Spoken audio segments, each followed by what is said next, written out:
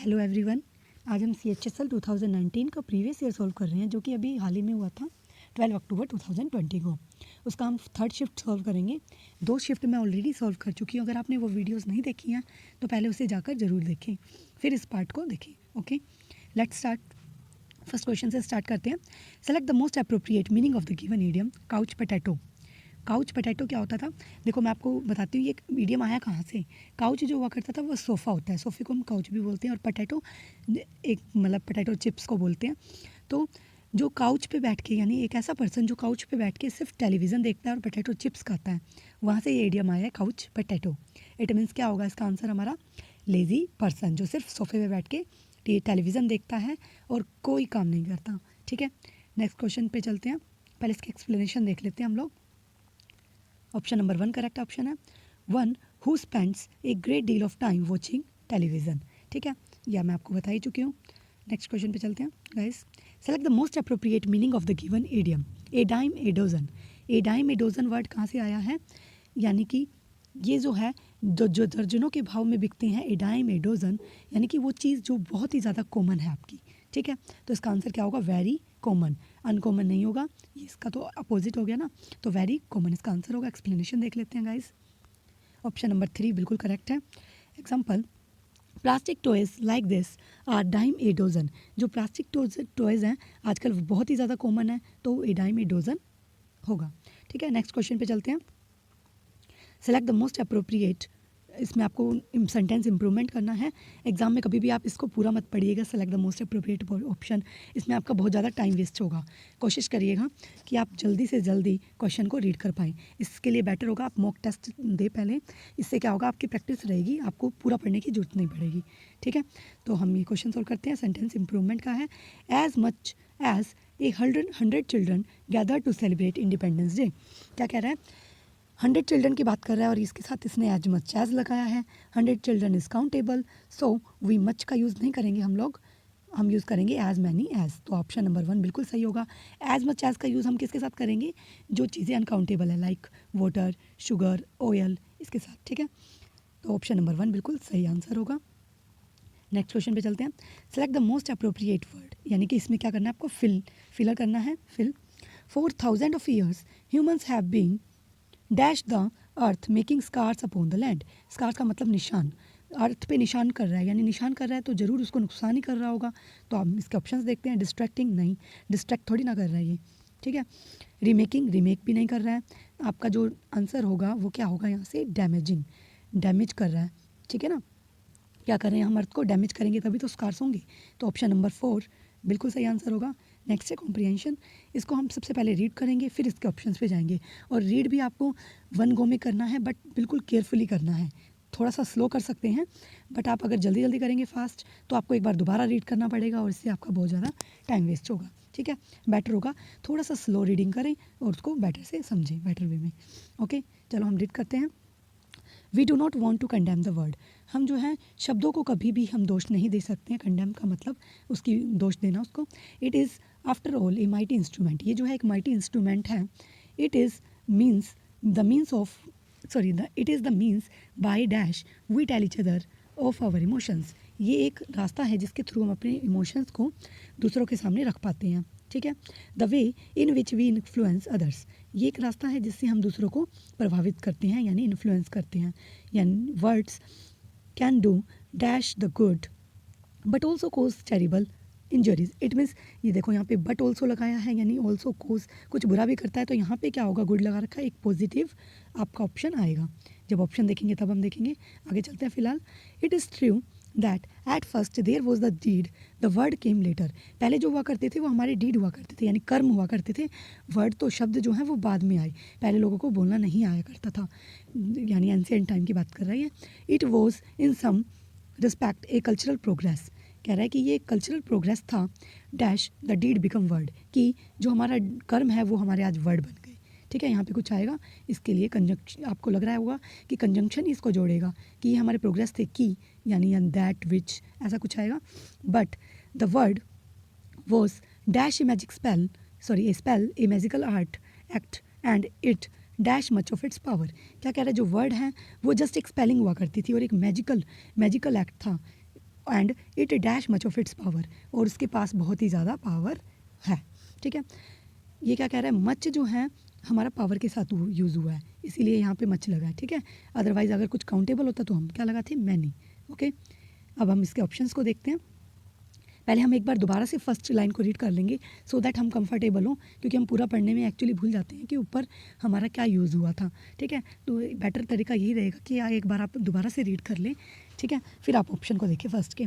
We do not want to condemn the word, it is after all a mighty instrument, it is means by dash, यानी क्या कह रहा है, ये एक रास्ता है जिसके ज़रिए हम अपने इमोशंस को दूसरों के सामने रखते हैं। It is means by dash, means by dash. Option पे चलते हैं, क्या है, विच, हुज, दैट, वट। देखो हुज तो आपका किसी किसके लिए लगाते हैं हम, किसी पर्सन के लिए जब मोस्टली यूज़ करते हैं हुज, हमें वहाँ पे क्या चाहिए, कंजक्शन है। It is means by dash, ये था ना, तो बाय दैट लगा सकते हैं, यस हो सकता है, और बाय वट बिल्कुल भी नहीं, बाय विच ये भी हो सकता है, पर हम यहाँ पे हम बाय विच का यूज़ करेंगे, बाय विच, जिसका यूज़ करके हम दूसरों को क्या करते हैं, इन्फ्लुएंस करते हैं। तो यहाँ पे जो हमारा रहेगा विच बिल्कुल सही रहेगा option. Select the most appropriate for the second, इसमें सेकंड वर्ड में पहले हम रीड कर लेंगे एक बार जाके। Words can do dash, words can do dash good, यानी कोई पॉजिटिव चीज़ आनी है, गुड कर सकते हैं, but also cause terrible injuries. ठीक है, second option, word can do dash good, क्या गुड कर सकते हैं, काउंटेबल गुड, क्या हम गिना चुना गुड कर सकते हैं, नहीं। न्यूमरेबल ये भी नहीं होगा, मेजरेबल बहुत बुरा होगा, नेगेटिव तो वर्ड आना ही नहीं है, आपका आएगा इमेजरेबल, यानी कि अनगिनत, जिसको मेज़र ही नहीं कर सकते, इतना भी अच्छा कर सकते हैं वर्ड्स अगर हम इसको पॉजिटिव वे में, अच्छे वे में यूज़ करें तो सेकंड ऑप्शन इसका आपका फर्स्ट ऑप्शन जो है बिल्कुल सही रहेगा। आगे चलते हैं हम। It is true that at first there word deed, पहले डीड हुआ करते थे, वर्ड बाद में आया। It was some respect a cultural progress, ये कल्चरल प्रोग्रेस है जिसने क्या किया है, डीड को वर्ड में कन्वर्ट कर दिया है हमारे। ठीक है, थर्ड ऑप्शन पे चलते हैं, तो क्या आएगा, सच, विच, वैन या हाउ एवर, ये नहीं आएगा हमारा। देखो वहाँ पे क्या दिया हुआ है कि ये हमारी कल्चरल प्रोग्रेस ही है जिसने हमें, यहाँ पे अब सच नहीं लगाओगे आप, विच भी नहीं, यहाँ पे टाइम बाउंडेशन की बात हो रही है।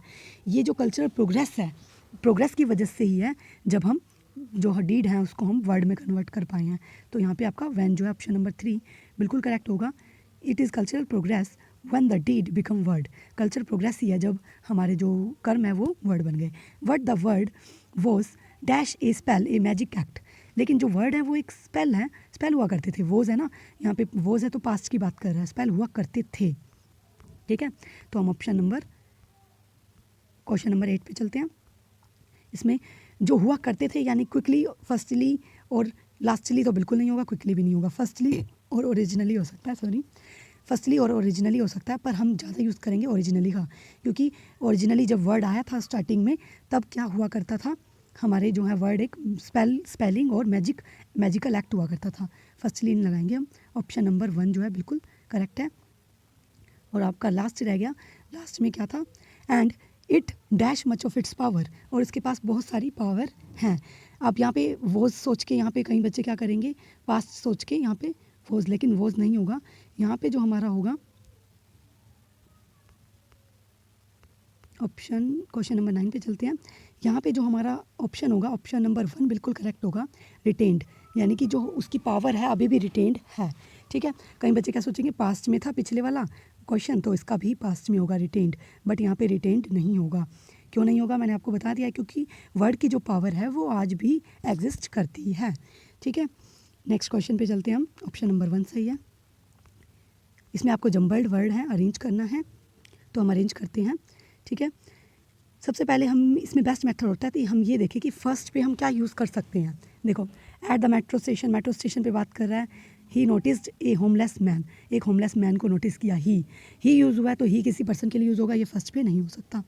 ठीक है, आपका हम सेकंड को देखेंगे, ही ये भी नहीं हो सकता, ही ये भी नहीं हो सकता, थर्ड भी, तो आपका डी से ही स्टार्ट होगा डेफिनेटली, डे। उसके बाद देखेंगे, Johnny had a car accident, Johnny ने एक कार एक्सीडेंट हुआ, उसके बाद he decided to travel to office by metro train, उसने डिसाइड किया, he sent his damage car to the garage for repairs, obviously accident होगा तो सबसे पहले वो गैरेज में कार देगा रिपेयरिंग के लिए। ठीक है, तो डी के बाद सी यूज़ होगा ना कि बी। फिर वो डिसाइड किया, उसने डिसाइड किया कि वो मेट्रो जाएगा, ऑफिस जो है मेट्रो से जाएगा, एट द मेट्रो स्टेशन, अब देखो मेट्रो स्टेशन की बात आ गई, मेट्रो स्टेशन पे उसने होमलेस मैन को नोटिस किया, ठीक है। तो आपका सारा रेंज हो गया DCBA होगा, यानी ऑप्शन नंबर आपका 1 जो है बिल्कुल करेक्ट होगा, DCBA। ओके, नेक्स्ट क्वेश्चन पे चलते हैं हम। इसमें आपको सिनोनिम्स बताना है। Insidious, what is Insidious? Insidious का मीनिंग होता है वो पर्सन जो कि बहुत ही ज़्यादा आपका कनिंग है, चालाक है, ठीक है, क्राफ्टी है, तो इसका जो सिनोनिम होगा वो क्राफ्टी ही होगा। ऑल्दो, ठीक है। सिंसियर आपको पता ही है क्या होता है, ऑनेस्ट। सिंसियर का मीनिंग क्या होता है आपका, ऑनेस्ट। कैलवस होता है जो कि बहुत ज़्यादा निर्दयी होता है। वेनोवेलेंट होता है जो बहुत ही हर्टफुल होता है और आपकी हेल्पफुल होता है, बहुत ज़्यादा दयालु होता है, ठीक है। इसका ऑप्शन नंबर 4 बिल्कुल करेक्ट होगा। नेक्स्ट क्वेश्चन पे चलते हैं हम। इसमें आपको क्या बताना है, indirect. Okay, select, sorry, Vishnu said I am going to the theatre this evening. आप इसमें क्या करेंगे, सबसे पहले इनडायरेक्ट में दिस का जो है दैट बनेगा, तो आप फटाफट से एलिमिनेट कर लो ऑप्शन को, जो दिस वाले हैं ये हट जाएंगे, आपका बचा बी और D.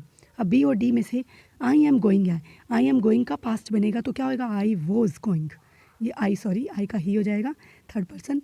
Vishnu sad that he was going, ठीक है। ऑप्शन 4 जो है आपका बिल्कुल करेक्ट आंसर होगा, ऑप्शन 4। नेक्स्ट क्वेश्चन पे चलते हैं। Select the correctly passive form of the given sentence. Passive निकालना है, the mechanic repaired my bike, ठीक है। जो मैकेनिक है उसने रिपेयर की मेरी बाइक। अब इसमें आप ध्यान से देखोगे, रिपेयर्ड है यानी कि क्या है आपका, पास्ट हमारा सिंपल पास्ट है या पास्ट इंडेफिनिट है, तो ये किस में चेंज हो जाता है आपका, पास्ट कॉन्टीन्यूस में, वॉज रिपेयर्ड। लेकिन कॉन्टीन्यूस में ING लगता है, याद रखना। वॉइस में हम कभी भी ING नहीं लगाते, हमेशा क्या लगाते हैं, V3 लगाते हैं, आपकी वर्ब की थर्ड फॉर्म, ठीक है।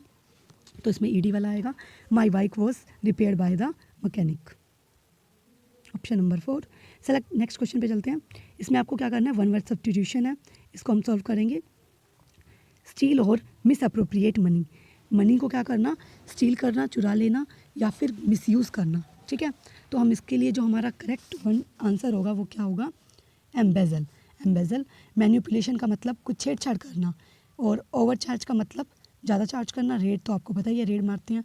एम्बेजल का मीनिंग होता है क्या करना, स्टिल्डली कुछ गलत यूज़ करना, किसका, मनी का। तो इसकी एक्सप्लेनेशन है दी हुई है। ये कुछ वर्ड हैं जो SSC बार बार पूछती है, इसलिए मैंने इनको इंक्लूड किया है। एम्बेजल का कई बार सिनोनिम पूछा जाता है, सिनोनिम में क्या लिखोगे आप, पिल्फर एंड पुरलोइन, जो ये हैं ये वर्ड ज़्यादा यूज़ करती है SSC, ठीक है। तो नेक्स्ट क्वेश्चन पे चलते हैं हम लोग। इसमें आपको एंटेनम बताना है डिसोल्यूशन का, सॉरी डिसइल्यूजन का। इल्यूजन क्या होता है आपका, भ्रम। इल्यूजन का मीनिंग क्या होता है आपका, भ्रम, यानी कि किसी को धोखे में रखना। डिसइल्यूजन का मतलब बिल्कुल क्लियर रखना, कोई धोखा ना रखना, यानी किसी को कोई भ्रम में ना रखना बहुत ज़्यादा। तो इसका आंसर जो हमारा एंटेनम क्या होगा, सॉर्ट तो आपको पता ही है क्या होता है, सॉर्ट कड़वा। डिसअपॉइंटेड, किसी को अपॉइंट ना करना। लेकिन एंथुआजिस्टिक इसका करेक्ट एंटेनम होगा। एंथुआजिस्टिक का मतलब क्या होता है आपका, एनर्जी में रहना, खुश रहना, यानी भ्रम में ना रहना, किसी भी धोखे में ना रहना, ठीक है। जो एम्बिटर्ड है वो आपका सिनोनिम होगा इसका डिसइल्यूजन का, बट आपको यहाँ पे एंटेनम बताना था, ठीक है। तो एम्बिटर्ड जो होगा इसका सिनोनिम होगा। एक्सप्लेनेशन दी हुई है, देख लेते हैं। डिसइल्यूजन जो है उसके सिनोनिम क्या क्या होंगे, जो SSC बार बार पूछती है, मैंने उन वर्ड्स को इंक्लूड किया हुआ है। Disenchanted, embittered, sophisticated, okay. और इसका एंटेनम क्या होगा, एनचांटेड। देखो यहाँ पे डिसएनचेंटेड था तो उसका अपोजिट है एनचांटेड। एंथुआजिस्टिक, एनकरेज करना किसी को, ठीक है। नेक्स्ट क्वेश्चन पे चलते हैं हम, क्वेश्चन नंबर 16। इसमें आपको एंटेनम बताना है करेक्ट, टिमिड।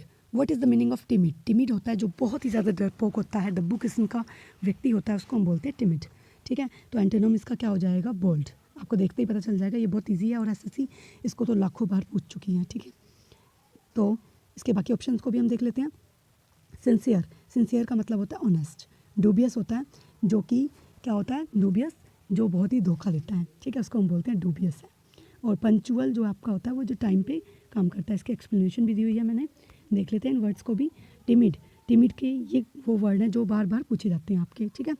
तो टिमिड का क्या लिखेंगे हम, प्यूसिलैनिमस और बैशफुल, मीक, कोय, टिमोरस, ये सारे इसके सिनोनिम्स हैं जो कि बार बार पूछे जाते हैं।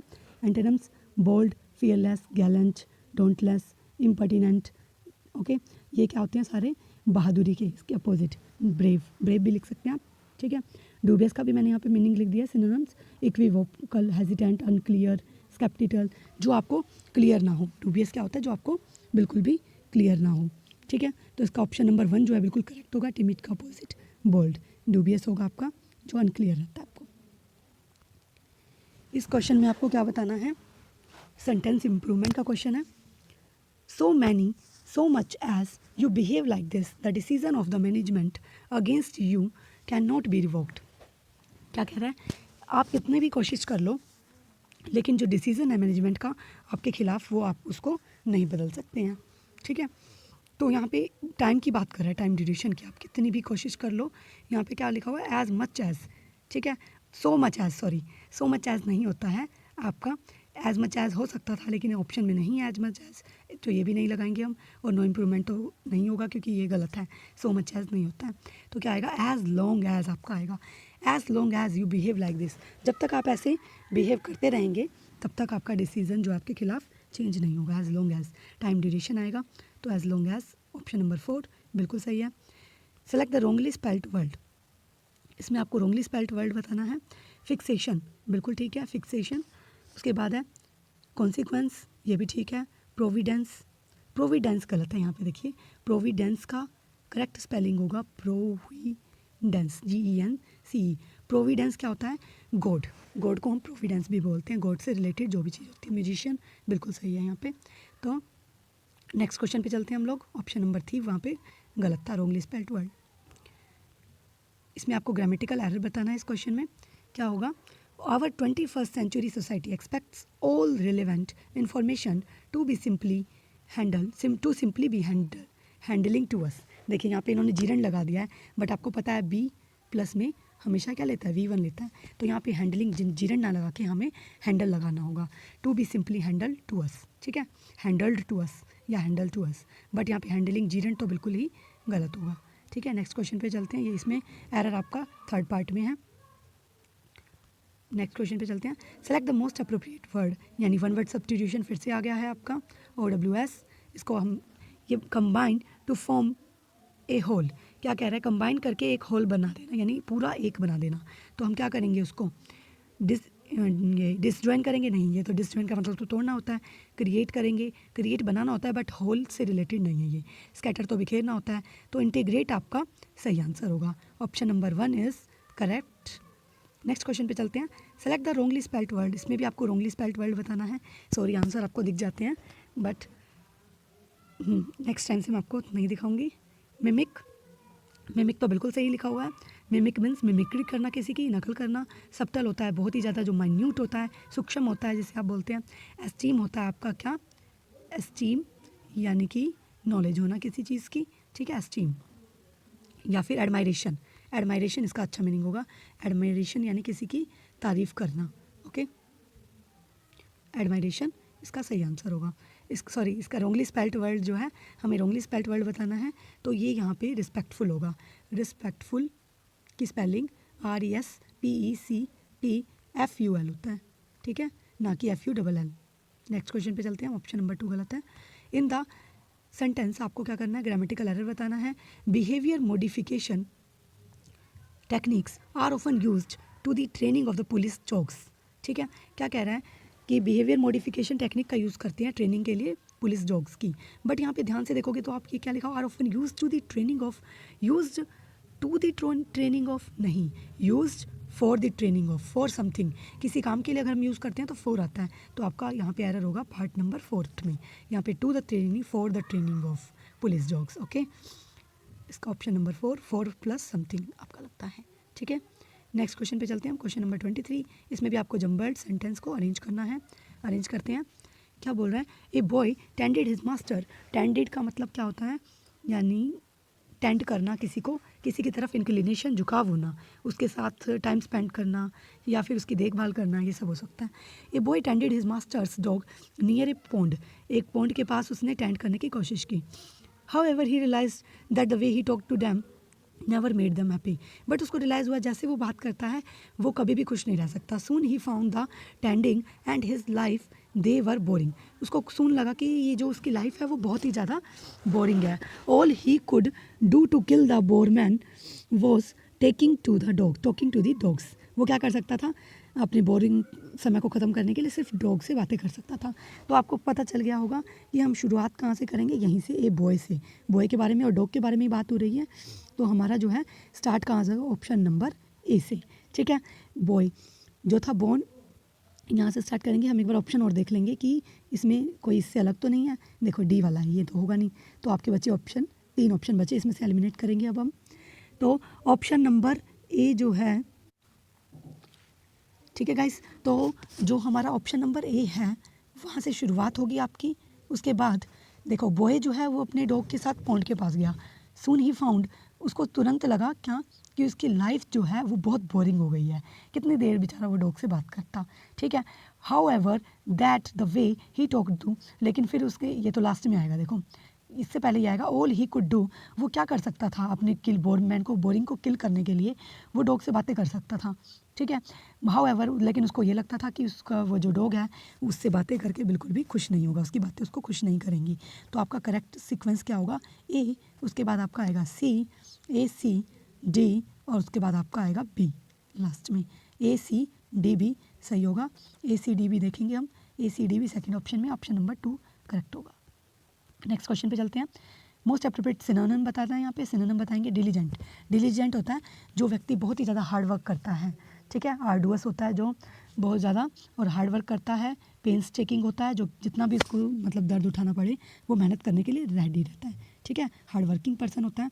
तो इसमें से आपको सिनोनिम क्या होगा इसका, इनअटेंटिव का मीनिंग होता है आपका, पहले एलिमिनेट कर दूंगी मैं आपको। इनअटेंटिव का मीनिंग क्या होता है, जो बिल्कुल भी अटेंशन पे नहीं करता, ठीक है। वेरी होता है जो बहुत ज़्यादा थकावटी। लिथार्जिक भी आपका होता है बहुत ज़्यादा थकावटी, ठीक है। तो आपका ऑप्शन नंबर 2 जो है बिल्कुल करेक्ट आंसर होगा। इसके एक्सप्लेनेशन देख लेते हैं हम लोग। कुछ वर्ड्स लिए हैं मैंने जो कि बहुत ही ज़्यादा इंपॉर्टेंट आपके लिए। Diligent, toilsome, painstaking, arduous, onerous, ठीक है। तो आपका जो टोलसम है, पेंस टेकिंग है, ऑनरस है, ये सारे आपके क्या होंगे, सिनोनिम्स होंगे इसके। एंटोनिम्स क्या होंगे, lax, languid, lackadaisical, indolent, linger, sluggish, torpid, inactive. ये सारे एसएससी में पूछे जाते हैं बार बार हर एग्जाम में, तो इसीलिए मैंने आपको ये इंक्लूड किए हैं वर्ड्स, इनको आपको ध्यान में रखना है, ठीक है। स्क्रीनशॉट ले सकते हैं अगर आप चाहें तो। नेक्स्ट क्वेश्चन पे चलते हैं अब हम। ये आज का लास्ट क्वेश्चन रहेगा। और देयर शुड बी, इसमें आपको फिलर करना है, there should be dash punishment for the rule breakers. कैसा पनिशमेंट होना चाहिए रूल ब्रेकर्स के लिए, मच, मैनी, टू, ये सारे तो आपके नहीं आएंगे यहाँ पे, क्योंकि आपको कैसा बताना है इसके अंदर। सिवियर जो आपका होता है इसका मीनिंग होता है बहुत ही बुरी पनिशमेंट, ठीक है, वेरी बैड, और काफ़ी हद तक जो है आपकी पनिशमेंट जो होती है बुरी होती है। तो इसलिए इसका जो करेक्ट ऑप्शन होगा, ऑप्शन नंबर 1 जो है करेक्ट आंसर होगा आपका, ओके। तो option number 1 will be correct answer. और ये आज आपका लास्ट क्वेश्चन था, ठीक है, ऑप्शन नंबर 1, ठीक है गाइस। तो आज हम इस वीडियो को यहीं ख़त्म करते हैं। आप लोग लाइक सब्सक्राइब बिल्कुल नहीं करते हैं, तो मेरी वीडियोस को जल्दी से जल्दी शेयर कीजिए, लाइक सब्सक्राइब कीजिए, और मैं आपको ऐसी वीडियोस और भी प्रोवाइड करती रहूँगी, ठीक है। थैंक यू गाइस, ओके, मिलते हैं नेक्स्ट वीडियो में हम, बाय।